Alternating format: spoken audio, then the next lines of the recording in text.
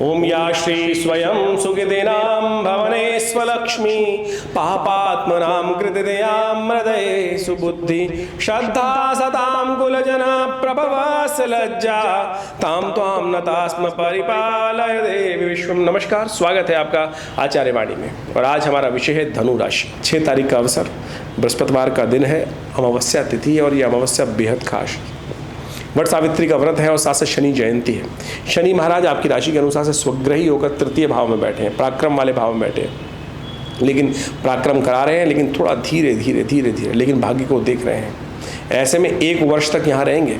तो शनि को प्रसन्न करने का ये दिवस है, शनि जयंती। तो उस दिन अवश्य शनि को प्रसन्न करने के लिए कुछ उपाय करने का प्रयास करना चाहिए। शनि को प्रसन्न करने के लिए शास्त्र में अनेक उपाय वर्णित हैं। शनि जयंती के दिन एक खास उपाय कर लेना चाहिए। कहा जाता है पिप्पलाद ऋषि की जो कथा सुन लेता है उसके शनि के तमाम दोष दूर होने के योग बन जाते हैं। स्कंद पुराण के अंदर इस कथा को बड़े अद्भुत रूप से बताया गया है। कई मतों में अलग अलग ऋषियों ने कहा जाता है, अनेक कथाएं विचलित रहती हैं। लेकिन शास्त्र के दृष्टिकोण से पिप्पलाद ऋषि को आशीर्वाद स्वयं ब्रह्मा जी ने दिया था कि जो उनके मंत्र का जप कर लेगा उस पर शनि का नेगेटिव प्रभाव नहीं पड़ेगा। हमने विवेकानंद योगाश्रम में शनि ग्रह शांति महायज्ञ पे होने वाले इस यज्ञ में उन मंत्रों का विशेष तौर पर स्थान देने का प्रयास किया है। लेकिन लोग बहुत दूर दूर हैं तो इस कथा का श्रवण करके उसका महात्म समझ सकते हैं। कहा जाता है कि एक काल में भयंकर दुर्भिक्ष पड़ा, समस्त लोग उस एक स्थान को छोड़कर जा रहे थे। ऐसे में देवयोग से ऐसा योग बना कि ऋषि जब वहाँ से पदार्पण कर रहे थे तो वहाँ पर पीछे पिप्पलाद नाम के एक ऋषि पुत्र था, वो वहीं रह गया। जब लोग विपदा के समय में पलायन करते हैं तो ऐसी स्थिति बन जाती है। तो कहा जाता है बालक बहुत छोटा था और वो एक पीपल के पेड़ के नीचे जीवन यापन करता हुआ किसी प्रकार से पीपल के जो वृक्ष के पत्ते थे, पीपल के पेड़ के जो फल थे, उन्हीं को खाकर जीवन यापन करता रहा। साधना होती रही, ध्यान होता रहा। धीरे धीरे ऋषि पुत्र था, ऋषि अंश थे, तो ये जीवन इस प्रकार से चलता रहा। कहा जाता है कि एक दिन वहाँ से एक ऋषि जा रहे थे। उन्होंने सुंदर तरीके से, कहा जाता है, उनको आशीर्वाद भी प्राप्त हुआ संत महात्माओं का और साधना और बढ़िया चलती रही। लेकिन उस बालक ने विशेष तौर पर उन ऋषियों से प्रश्न किया कि हे महाराज, हमें बताएं कि मेरे जीवन में ये कष्ट क्यों आया,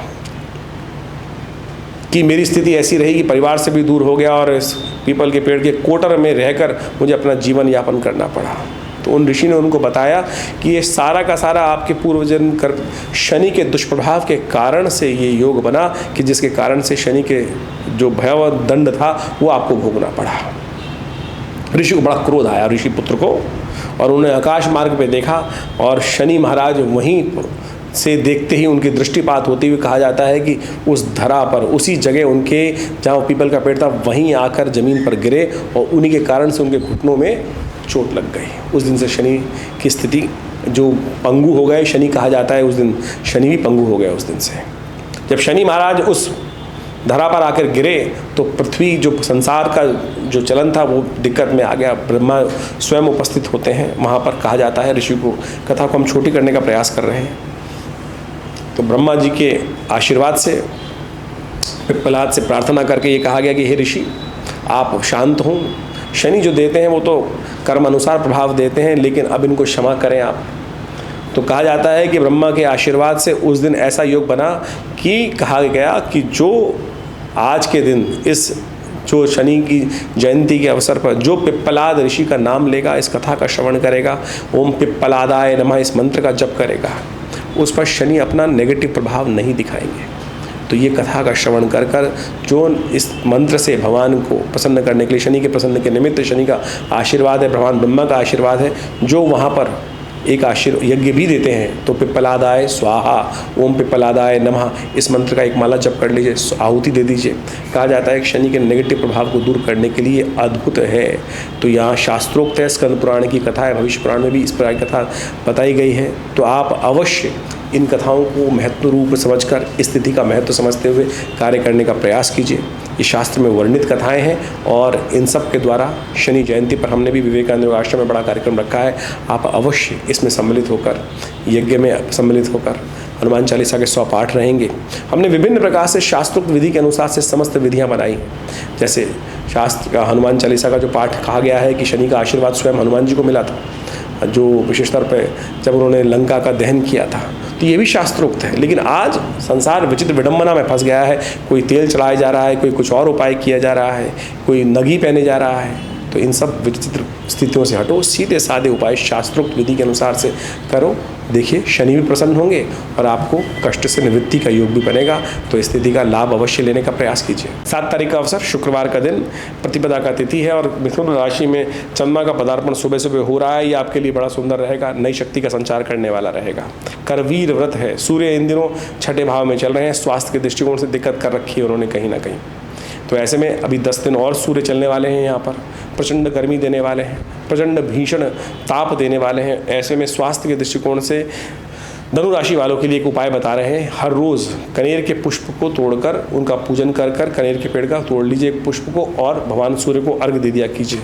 जेठ के प्रतिपदा से ये शुक्ल पक्ष की प्रतिपदा से ये उपाय आरंभ होता है। करवीर व्रत, इसको कर लेने से स्वास्थ्य में लाभ प्राप्ति के योग बन जाते हैं। सूर्य के दोष हर लेता है ये उपाय, तो अवश्य करने का प्रयास कीजिए। 8 तारीख का दिन, शनिवार का अवसर, धनु राशि वालों के लिए ग्रह दिखाते हैं विशेष तौर पर उनके लिए उनके कार्यों में आगे बढ़ने के योग बन सकते हैं, आगे बढ़ने के योग बन सकते हैं। लेकिन थोड़ा सा ध्यान रखने की ज़रूरत यह है कि सुख भाव में राहु इन दिनों चल रहे हैं और वो सही विचार को मन में आने नहीं दे रहे हैं, ना सुनने दे रहे हैं।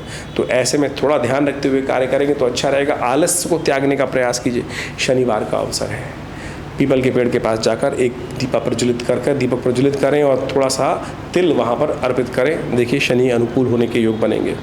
9 तारीख का अवसर, रविवार का तिथि है और तृतीया तिथि इस दिन है और कर्क राशि में चंद्रमा का पदार्पण होने जा रहा है और ये आपके लिए कुछ परिवर्तन की स्थिति रहेगी। सुबह ग्रह अच्छे दिखाई देते हैं, शाम को थोड़े भारी दिखाई देते हैं। तो ऐसे में थोड़ा ध्यान रखते हुए कार्य करें। मन थोड़ा सा हतोत्साहित रहता दिखाई दे रहा है, कार्यों में मन थोड़ा कम लगता दिखाई दे रहा है, जिसका कारण है चतुर्ग्रही योग। तो ऐसे में सूर्य को जल दीजिए। सूर्य महाराज षष्ठ भाव में विराजमान होकर शुक्र को भी अस्त कर रखा है, बुध को भी अस्त कर रखा है, लाभ से वंचित कर रखा है। तो सूर्य के निमित्त गेहूं का दान, सूर्य के निमित्त गऊ का पूजन, सूर्य के निमित्त गायत्री का जप, ये सब उपाय करिए, इससे रास्ता बनेगा। 10 तारीख का दिन, सोमवार का अवसर और वृश्चिक राशि वालों, धनु राशि वालों के लिए ग्रहों का योग दिखाता है कि उस दिन विशेष तौर पर आपके लिए कुछ खास उपाय करने की ज़रूरत है। सुबह सुबह शिव का अभिषेक करें। चंद्रमा कर्क राशि में विराजमान होकर अष्टम भाव में चले गए हैं और ये थोड़ा सा आपको थोड़ा सा प्रभाव शून्य करते हैं चंद्रमा उच्च के होकर। तो ऐसे में शिव का ध्यान करके, शिव का पूजन करके, दूध से अभिषेक कर भगवान का आशीर्वाद देना आपके लिए अनुकूल रहेगा और मन को प्रशस्त करने वाला रहेगा।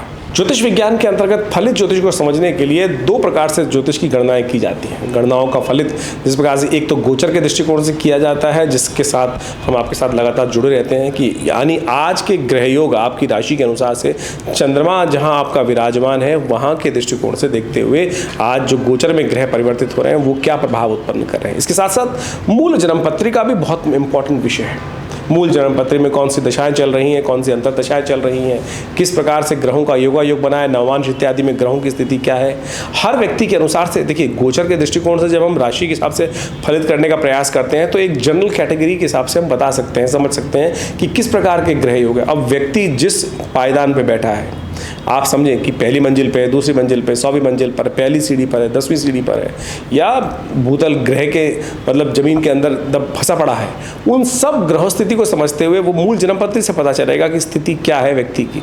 और फिर गोचर में ग्रह का परिवर्तन क्या हो रहा है, किस प्रकार से परिवर्तन का योग बन रहा है, उन सब चीज़ों की गणनाएं हम आपके समक्ष उपस्थित करते हैं। और जन्मपत्री को समझने के लिए एक गहन अध्ययन की आवश्यकता होती है। मूल जन्मपत्री को समझकर फिर गोचर की ग्रह दृष्टि को देखकर यदि गणनाओं को समझने का हम प्रयास करेंगे तो बहुत अद्भुत प्रकार से ग्रह योगों को हम समझ सकते हैं और उनके अनुसार से परिवर्तन का योग आपके लिए कैसा रहेगा वो सब बातें समझ में आ सकती हैं। तो आप सब जन्मपत्री को, ग्रह योग को जो हम आपको समझाते हैं गोचर के दृष्टिकोण से, उन सबको समझकर अपने जीवन में आने वाले समय को मूल रूप से समझने का प्रयास कीजिए। ग्रह योग क्या किस प्रकार से खेल कर रहे हैं और हमारी ज्योतिष गणनाओं के माध्यम से हम इस समय में जब आपके साथ रहते हैं तो हम वास्तविक तौर पर पौराणिक कथाओं के माध्यम से, पौराणिक योगों के माध्यम से, जो विशेष तौर पर पंचांग के अंदर हर रोज़ लिखी होती है कि आज कौन सा उत्सव है, किस प्रकार का वार है, कौन सा नक्षत्र है, उसके अनुसार से कौन सा उपयोग, जो शास्त्र के अंदर जो उपाय इत्यादि वर्णित हैं, कथाओं के माध्यम से वर्णित हैं, वो हम इस फलित के अंदर जोड़ने का प्रयास करते हैं। ज्योतिषीय दृष्टिकोण से, कर्मकांड के दृष्टिकोण से उन कथाओं को साथ जोड़कर, उन उत्सवों को साथ जोड़कर यदि उपाय करेंगे तो वास्तविक तौर पर उनसे कल्याण का मार्ग ही प्रशस्त होगा। आज ज्योतिष विज्ञान के माध्यम से बहुत सारे लोग केवल टोटकों में फंस जाते हैं और ये कैसा कर लो। देखिए, ज्योतिष के अंदर यदि पंचांग को आप देखेंगे ना तो वहाँ हर रोज़ नए उत्सव वर्णित हैं और उन उत्सवों के पीछे कथाएं भी वर्णित शास्त्रों में, पौराणिक कथाओं के अंदर आती हैं। उन सबको समझेंगे तो आप देखिएगा हमारे इस कार्यक्रम में हम उन्हीं पौराणिक कथाओं को ही जोड़ते हुए, उन पौराणिक मतों को जोड़ते हुए, उन पौराणिक उत्सवों को जोड़ते हुए, समझते हुए उन उत्सवों को आपके साथ वर्णित करने का प्रयास करते हैं। और यदि उन उपायों को आप करेंगे तो हमें विश्वास है, हमने देखा है कि अद्भुत रूप से कल्याण का मार्ग प्रशस्त होता है, कष्ट दूर होते हैं। पौराणिक कथाएं जो हैं बड़ी महत्वपूर्ण हैं और पंचांग ने उनको बहुत बढ़िया तरीके से समझाने का प्रयास किया है। तो हम उन सबके माध्यम से आपको आपके समय के अनुसार से उन सब उपायों को जो बताते हैं अवश्य करिए। देखिए, परिवर्तन का योग अद्भुत बनता है। शास्त्र कहता है, एक घड़ी आधी से पुनियाद, तुलसी संगत साथ की, हरे कोट अपराध। तो कोशिश ये करें, इन उपायों को जीवन में स्थान देने का प्रयास करें। और हमारे विवेकानंद योगाश्रम में हमने पिछले करीब 60 सालों में सदगुरु आचार्य श्री केशव देव जी के महाराज के सानिध्य में विभिन्न भारतीय पराविद्याओं पर शोध किया, चाहे वो मंत्र विज्ञान है, चाहे वो यज्ञ विज्ञान है, चाहे वो भारतीय विभिन्न क्षेत्रों में योग विज्ञान के माध्यम से, और बड़ा एक शोध संस्थान विकसित किया। यहाँ पिछले करीब हमारे आश्रम पे 60 सालों से नित्य 8 घंटे यज्ञ होता है। विभिन्न मंत्रों पे हमने शोध करके देखा है। बहुत सारे लोग ऐसे आए कि जिनके जीवन में शारीरिक कष्ट अद्भुत रूप से था।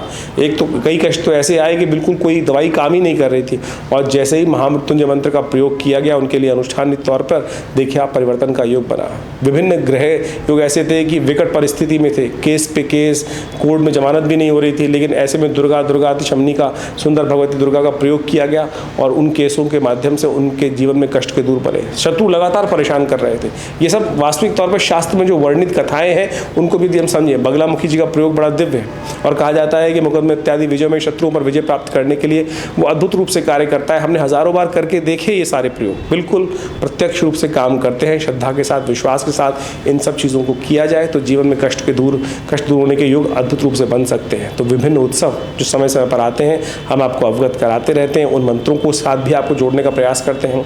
हमारे आश्रम में जैसा नित्य हमने कहा आपको कि नित्य 8 घंटे यज्ञ होता है।